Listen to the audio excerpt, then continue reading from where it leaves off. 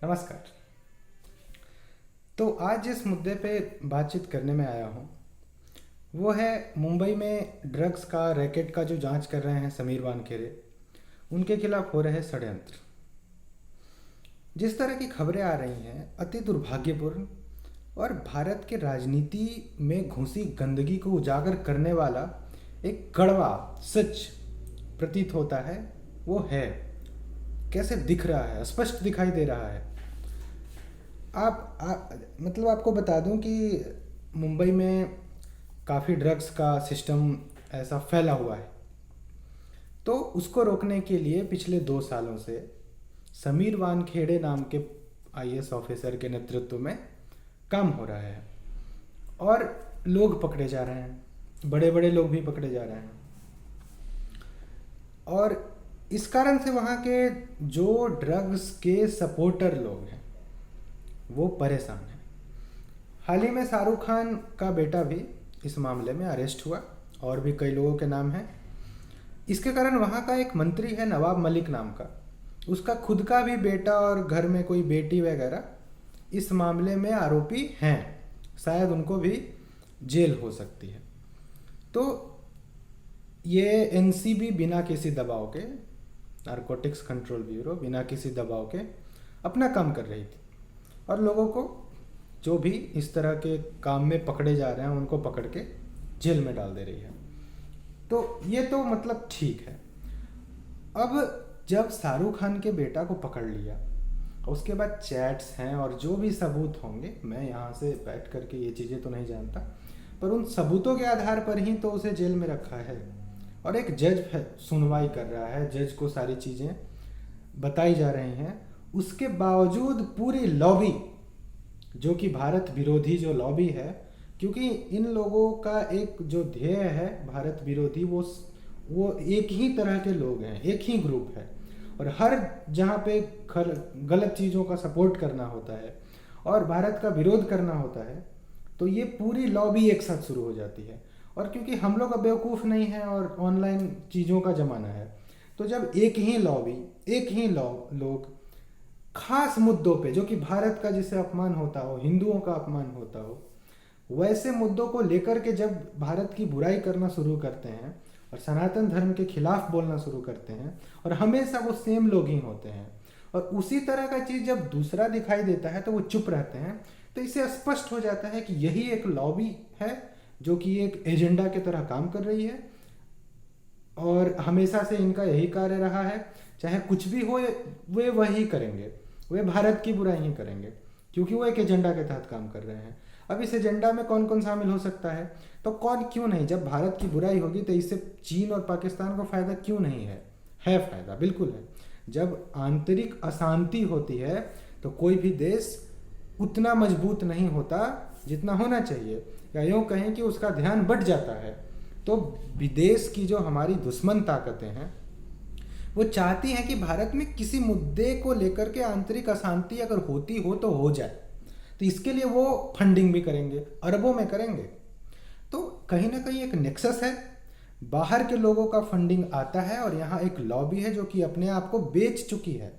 वो भारत का और सनातन धर्म का विरोध करने के लिए अपने आप को बेच चुकी है। और वो एक लॉबी एक साथ जहाँ भी अपने लोगों को, अपने लॉबी पे कुछ हो या ऐसा कुछ हो या उनको कोई टास्क मिले, एजेंडा के तहत कुछ कहा जाए, तो वो चालू हो जाते हैं। चलिए, वो तो एक चीज़ें स्पष्ट रूप पे दिख रही हैं और इस पर कार्रवाई होनी चाहिए। उन्हें फ्री ऐसा दिया नहीं जाना चाहिए। अब आशा करते हैं हो रहा होगा या होगा, पर इस चीज़ पे लगाम लगाने की ज़रूरत है कि एक लॉबी कैसे एक साथ शुरू होती है, एक साथ काम करती है।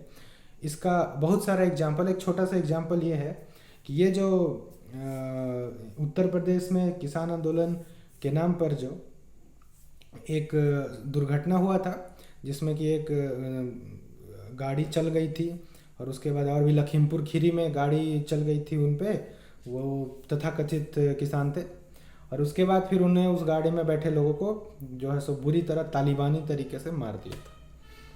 तो उस मुद्दे को विदेश तक पहुंचाने का काम किया। तुरंत सारी पार्टियां एक साथ वहाँ टूरिज्म करने आ गई। घंटे भर में सब फैसला हो गया, घंटे भर में ये ट्रेंड करने लगा और इतना ही नहीं, सुप्रीम कोर्ट ने सुओ मोटो भी ले लिया इसका, स्वतः संज्ञान ले लिया। लाखों मर्डर्स हो रहे हैं, लाखों रेप्स हो रहे हैं। इतना ही नहीं, ये किसान लोगों के सिंघू बॉर्डर पे रेप हुए हैं, मर्डर हुए हैं, ठीक है, नृशंस हत्या हुई है। निहंग सिखों ने भी की और पहले भी रेप्स के भी आ चुके हैं बात।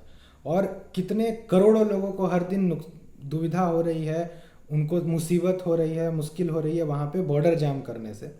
इन सब चीज़ों का संज्ञान न कोर्ट ने लिया है ना किसी, ये जो लॉबी है जो कि भारत और बीजेपी सरकार, क्योंकि ये थोड़ा सा सनातन धर्म के नज़दीक है ये और हमारे धर्म के खिलाफ बोलती है, वो इस पे कुछ नहीं बोली, इस पे वो चुप रही, यहाँ पे उनका आवाज़ नहीं निकला। लेकिन एक ऐसा लगा 2 घंटे में पूरा कोऑर्डिनेटेड और वेल कोऑर्डिनेटेड, मतलब ये फॉर्ट था लखीमपुर खीरी में और एकदम कोर्ट तक बात चला गया, विदेश तक चला गया कि ऐसा कुछ हुआ। तो एक मतलब इन लोगों का एजेंडा के तहत ये चीज़ें करवाते हैं और उस पर फिर इशू बनाते हैं, ये एक सच है, ऐसा मतलब करते हैं ये लोग। इस चीज़ के रियलिटी को देखने की ज़रूरत है। मैं किसी पे जैसे कि कोर्ट पे डायरेक्ट आरोप नहीं लगा रहा क्योंकि मुझे पता कुछ नहीं है, पर जैसा दिखेगा वैसा बोलेगा तो आदमी, मेरी कोई कंपल्सन नहीं है, मैं आम जनता हूँ, मैं आज़ाद हूँ बोलने के लिए, 1947 से आज़ाद हूँ, ठीक है। तो क्या है कि जज सुओ मोटो भी लेते हैं तो उसमें भेदभाव क्यों दिखता है? ना दिखे तो क्या हमें बुरा लगेगा? हमें अच्छा लगेगा। जब निहंग सिख ने उसको मारा बुरी तरह से, जब सिंघू बॉर्डर पे लाखों लोगों को प्रॉब्लम हो रही है आने जाने में, ट्रैफिक में, यहाँ तक कि सड़कों पे ऐसे तो सड़क रोकना भी कोई मतलब अच्छा बात नहीं है, ये लंबे सालों तक एक सड़क रोक देना, उसके बाद वहाँ रेप्स के आरोप, डकैती और क्या क्या आते हैं बॉर्डर पे, सिंधु बॉर्डर पे जो भी है, तो उस पर कोर्ट संज्ञान क्यों नहीं लेती है? उस पर कोई स्ट्रिक्ट आदेश क्यों नहीं आता है कि इस चीज़ को खाली कराया जाए? तो यहाँ पे डाउट होने लग जाता है कि वहाँ पे संज्ञान ले लिया आपने और यहाँ नहीं लिया। कश्मीर में जब हिंदुओं को मारा 4-5 दिन पहले, चुन चुन के 10 लोगों को, बिहार के लोगों को मारा, इस पे कोर्ट ने संज्ञान क्यों नहीं लिया, दिल्ली के कोर्ट ने? तो ऐसा है कि एक बराबर का सब पे ध्यान होना चाहिए। अन्याय अगर हो रहा है तो ऐसा नहीं करें कि ये अन्याय हमारे लिए महत्वपूर्ण है और ये वाला अन्याय चलेगा, हिंदुओं पे अन्याय है तो वो चलेगा जी, तो ये गलत है, ऐसे नहीं होना चाहिए। तो यहाँ पे मेरा ये कहना है कि राष्ट्रभक्तों पर जब कुछ होता है, चाहे वो किसी भी कास्ट, रिलीजन या कैटेगरी के हों, राष्ट्रभक्त हैं, अगर देश से प्यार करते हैं तो उसके खिलाफ कोई नहीं बोलेगा। और अगर वही राष्ट्रभक्त की जो आइडियोलॉजी है उसके खिलाफ में कोई कुछ हो रहा है और उसको कोई कुछ बोलता है तो वहाँ पे बड़ा मतलब आउटरेज होने लग जाता है। तो मैं बात मुंबई की कर रहा था। मुंबई में जब तक शाहरुख खान के बेटा को अरेस्ट नहीं किया था तब तक सब ठीक था, समीर वानखेड़े भी अपना काम कर रहे थे और किसी को कोई समस्या नहीं थी। जैसे ही इनके इस अरेस्ट किया और जब इसे लगा कि बेल मिल ही नहीं रहा है, आप देखो, आप टाइमिंग को पॉइंट बाय पॉइंट कनेक्ट करके देखो, इस एजेंडा को समझने की कोशिश करो। ये लोग कैसे एक ईमानदार पुलिस वाले को हैरेस करने की कोशिश कर रहे हैं, इस तरह के करेंगे। और उनको अगर सपोर्ट नहीं हम लोग किए तो आने वाले समय में कोई इस तरह से बड़े लोगों के खिलाफ खड़ा होने की कोशिश नहीं करेगा। हमें ऐसा ही अफसर चाहिए, ऐसा ही कानून चाहिए जो सबको बराबर ट्रीट करे। चाहे तुम किसी स्टार के बेटे हो, गलत हो तो जेल में जाना पड़ेगा, ऐसा सर पुलिस, और ऐसा ही हमें गवर्नमेंट, ऐसा सिस्टम चाहिए। तो हो क्या रहा है वहाँ पे, जब शाहरुख खान के बेटा को क्लियर हो गया कि बेल मिलना थोड़ा मुश्किल दिख रहा है, तो इसने दूसरा तरीका अपनाया। इसने नवाब मलिक से, इसका कोई पैचअप होगा, क्योंकि वहाँ तो जैसे जावेद अख्तर नाम का आदमी है, कहने को तो वो राइटर है, एंटी हिंदू राइटिंग्स लिखते रहता है वो, लेकिन वो पॉलिटिकल भाषण, पॉलिटिकल टॉपिक्स पे बोलते रहता है। तो ये लोग बॉलीवुड का वहाँ के पॉलिटिशियन से एक पैचअप तो रहा ही है, इसमें कोई डाउट नहीं है। तो उसने नवाब मलिक के थ्रू सोचा कि ये जो अफसर हैं जिनने ये कार्रवाई करी, उनका करेक्टर असैसिनेशन करो, चरित्र हरण करने की कोशिश करो, झूठा आरोप लगा करके, ताकि ये केस कमज़ोर हो जाए। तो इसके लिए मतलब चलो ठीक है, शाहरुख खान अपने लिए अपने तरफ से अगर इस तरह से भी प्रयास करता है तो वो उसकी मर्जी है, पर एक महाराष्ट्र सरकार का मंत्री होते हुए नवाब मलिक ने इस तरह का कार्य किया, गलत तरह के आरोप लगाए और ड्रगिस्ट को बचाने के लिए एक ईमानदार पुलिस ऑफिसर पे बेकार आरोपे लगाए। तो ये चीज़ एक चिंता का विषय है कि कैसे लोगों को सरकार में भेज रहे हैं। इनके आरोप कितने बेसलेस हैं। उनकी घर वालों पे आरोप लगा रहा है, कभी कह दे रहा है कि उसका जो है सो नाम में दाऊद लगा हुआ था तो वो गलत है, जबकि वो गलत प्रूफ हो गया। उसका नाम दाऊद है ही नहीं, दन्यान देव है उनका नाम।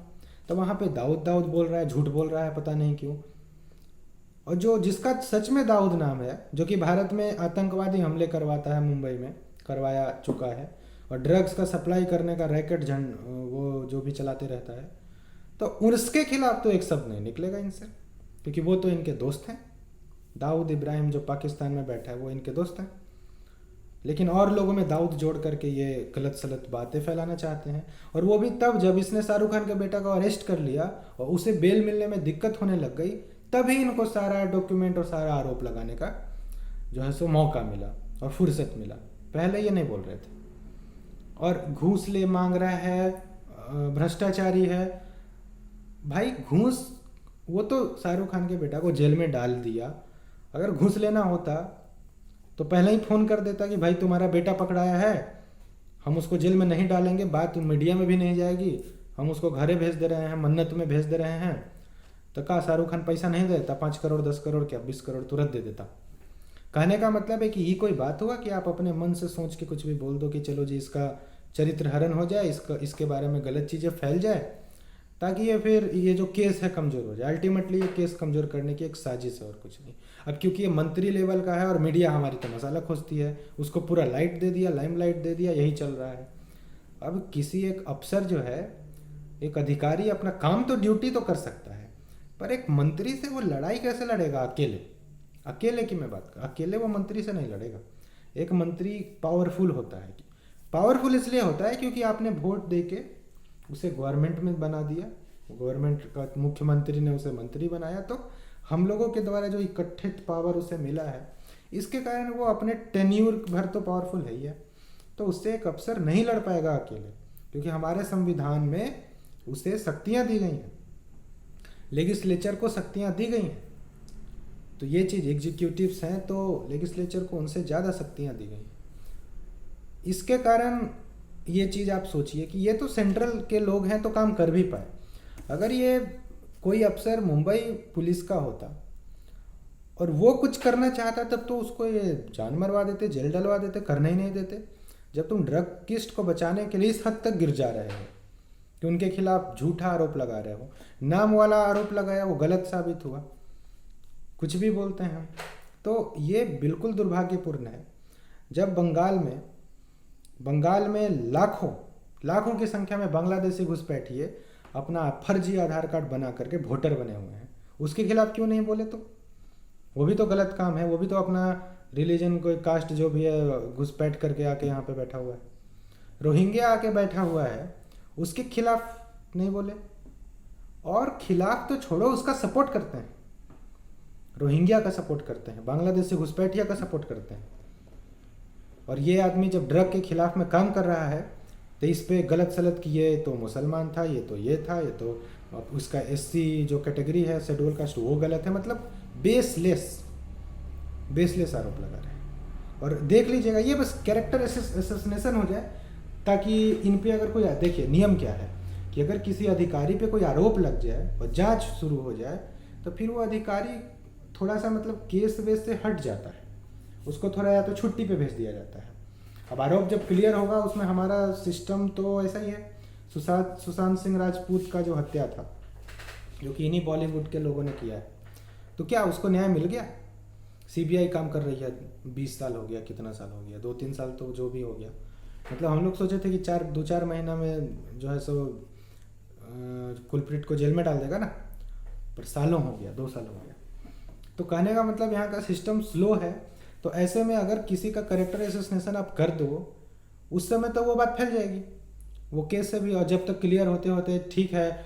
ये लोग तो पॉलिटिशियन बड़े बेशरम होते हैं। आप सोचो, रोहिंग्या को, बांग्लादेशी घुसपैठिया को सपोर्ट करके, कश्मीर में आतंकवाद को सपोर्ट करके, सेना का विरोध करके भी ये लोग राजनीति कर पा रहे हैं, इतने बेशर्म हैं। और यहाँ का ऐसा सिस्टम है। तो ये राजनीतिक लोग को पता है कि हमारा तो कोई न मान है, न बातों का कोई वैल्यू है, न कोई शर्म है। हम तो पलट जाएंगे, हम तो बोल देंगे कि जी उस समय हमको लगा था, बोल दिए।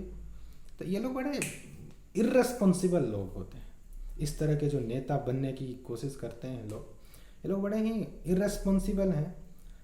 और इनको अब पता है कि हम झूठ बोल रहे हैं और बाद में हम पलट जाएंगे।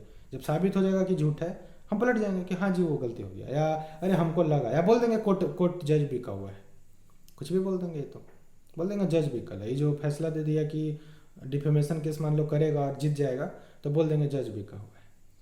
ठीक है, कह देंगे ईवीएम हैक हो गया, उसमें भी ईवीएम हैक हुआ बोल देंगे कि इसमें ईवीएम हैक हो गया, जज में ईवीएम लग गया और ईवीएम हैक हो गया।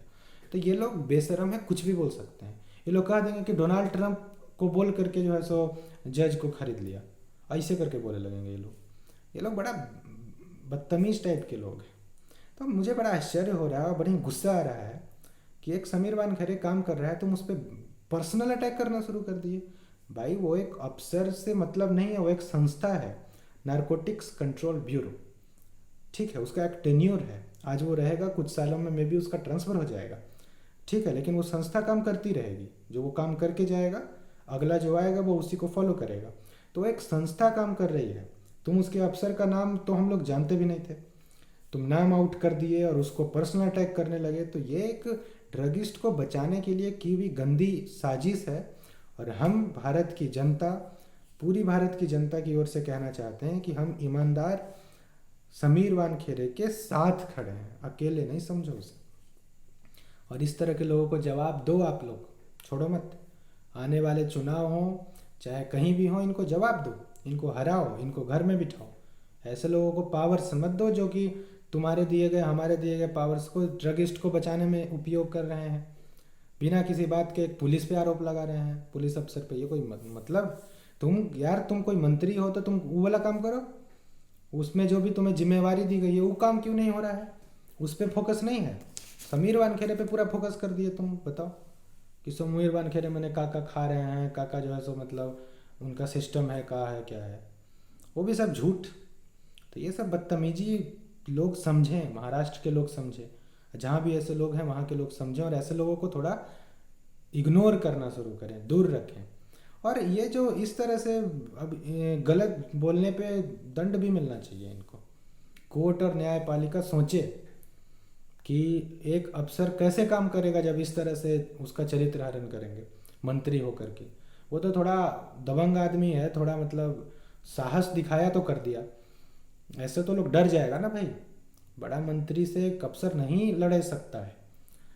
सिस्टम ये होना चाहिए कि मंत्री जी बोलें कि सर, अफसर जी, आप हमारे जिला से, हमारे राज्य से करप्शन और ड्रग्स, ये सब क्राइम, ये सब ख़त्म कर दीजिए। आप पूरा सपोर्ट करें, पूरा अपने पार्टी के लोगों को लगा दे कि कहीं से अगर कोई सूचना मिलता है तो साहब को दो, और साहब अगर काम करें तो थोड़ा मैंने फ़ोन करके बोले कि बहुत थैंक यू, आप वो बहुत बढ़िया काम किए हैं। ऐसा सिस्टम चाहिए था। और संविधान जो बनाए थे ना, जो उस समय देश के लिए गोली खा खा के मरे थे, फांसी पे झूले थे, वो ऐसा ही सोचे होंगे कि आगे एक सिस्टम बनाएंगे जहाँ पे, और संविधान जो बाबा साहब बनाए और उनके साथ और भी लोग थे, उन्होंने यही सोच के ऐसा बनाया होगा कि सरकार रहेगी और उसको मदद के लिए एक एग्जीक्यूटिव बॉडी रहेगा, यही सोचे होंगे। और जब प्रॉब्लम होगा तो जुडिशियरी उसको सॉल्व करेगा। लेकिन ये लोग, उनका जो है सो सोचना को फेल करे पे लगल है। ये लोग एकदम पूरी कोशिश कर रहा है कि संविधान बनाने का जो ध्येय था, जो लक्ष्य था, वो फेल हो जाए। ये बदतमीज लोग भारत के विकास में बाधा बन रहे हैं। जब हमारे अफसर अब कैसे कैसे काम करेंगे बताओ। अब कोई अगला पुलिस होगा, कोई नया होगा, थोड़ा सा इतना साहस वाला नहीं होगा, करेज वाला नहीं होगा। या मान लो ये जैसे कि कांग्रेस और शिवसेना और इन तीनों की सरकार है, सेंटर में दूसरी पार्टी है तब ना। सेंटर में भी अगर इन्हीं की पार्टी, मान लो कभी ऐसा तो हुआ ही था 2014 से पहले, तो वो अफसर कैसे काम करते होंगे बताओ। नहीं करते होंगे ना, गलत पे नहीं एक्शन ले पाते होंगे इन चोर मंत्रियों के कारण, जो कि गलत के साथ खड़े होते हैं। तो ऐसे लोगों को विरोध करें और ईमानदार लोगों के साथ खड़े हो जाएं। और मैं एक आप पैटर्न देखिए, कंगना रनावत ने जब ड्रग्स के खिलाफ इंटरव्यू दिया तो उसका घर तोड़ दिया। पहले वो घर वहाँ था, जो भी मुंबई में 5 साल से बना हुआ था, कोई दिक्कत नहीं था। इंटरव्यू जब ड्रग्स के खिलाफ दे दिया, तोड़ दिया। एक सरकार को ये शोभा देता है क्या? अर्नब गोस्वामी भी अपना मुंबई में अपना काम कर रहे थे, और जब उसने पूछना शुरू किया कि पालघर में हमारे साधु को क्यों मारा, तो वहाँ पे ये लोग जो है सो अर्नब गोस्वामी को भी पकड़ के जेल में डाल दिया। और वहाँ पे फिर कोई सपोर्ट में ये कोई पूरी लॉ भी नहीं आई। यहाँ पे एक और चीज़ देखने का है कि जिसको हमने बहुत ज़्यादा पावर्स दिए हैं, जो है सेंटर को ये देखना होगा, मोदी जी और उनके पूरे सिस्टम को देखना होगा कि इस तरह से किसी को प्रताड़ित किया जा रहा है अगर, तो कदम उठाएं। ऐसा उठाया उसने। अर्नब गोस्वामी को जिस पुलिस अफसर ने गिरफ्तार किया था, सचिन वाजे नाम का, वो अभी उसी तलोजा जेल में बंद है जहां उसने अर्नब को बंद किया था। ठीक है, पर ऐसा नहीं कि क्योंकि चलो किया तो किया, वो एक रीजन था। उसने रतन टाटा को या मुकेश अंबानी किसी को कुछ एंटीला वगैरह में कुछ इशू था, वो मुझे पता है, मैं उसको एक्सप्लेन एक्चुअली नहीं करना चाहता। एंटीला में वो बम वम रख के डराने की कोशिश कर रही थी, तो सचिन वाजे ने वहाँ भी कुछ गड़बड़ की, और बाकी घूस लेना ये वो का आरोप है, तो उसे भी जेल में भेजा गया।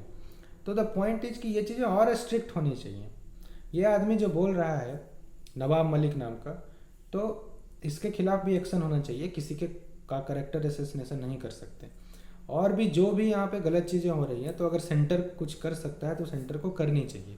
जैसे बंगाल में वहाँ के बीजेपी कार्यकर्ताओं को 100-200 की संख्या में मार दिया। विक्ट्री जब हुआ ममता बनर्जी का, तो 50-60 लोगों को मार दिया, इवन रेप कर दिया बीजेपी कार्यकर्ता का। तब भी मोदी सरकार सीबीआई भेज दी, ठीक है काम हो रहा है, अरेस्ट भी हुआ है 1 महीना बाद जाके, लेकिन एक स्ट्रिक्ट एक्शन नहीं लग पाया। मतलब जब लोगों की जाने जा रही हैं तो आप कुछ स्ट्रिक्ट एक्शन लो। ठीक है आप लोगे, आप सोच रहे होगे, पर थोड़ा दिखना चाहिए, थोड़ा ज़मीन पे उसका असर भी आए। कश्मीर में हिंदुओं को मार रहा है, तो वहाँ भी ठीक है, इनकी प्लानिंग है, इनकी मंशा पे मैं डाउट नहीं कर रहा हूँ, क्योंकि नहीं डाउट किया हूँ तभी तो इन्हें लाया हूँ, तभी तो ये बैठे हैं वहाँ। परंतु एक स्ट्रिक्ट एक्शन हो ताकि ये चीज़ें रुके। तो ये चीज़ें हैं, तो कोई ईमानदार पुलिस ऑफिसर काम करे तो उसे कोई परेशान नहीं करे, ऐसा सिस्टम चाहिए। और ये कैसे होगा, तो पूरे देश की जनता उसके साथ खड़े हो जाओ। और जो इस तरह की षड्यंत्र कर रहा है, इस बात को मैं बार बार बोल रहा हूँ क्योंकि ये होना चाहिए। जो गलत का सपोर्ट कर रहा है, चाहे वो कोई भी हो, उसको इग्नोर करो, उसे सत्ता से बाहर करो, और उसके पास कोई शक्तियाँ न रहे, ऐसी कोशिश करो। ईमानदार लोगों को बिठाओ।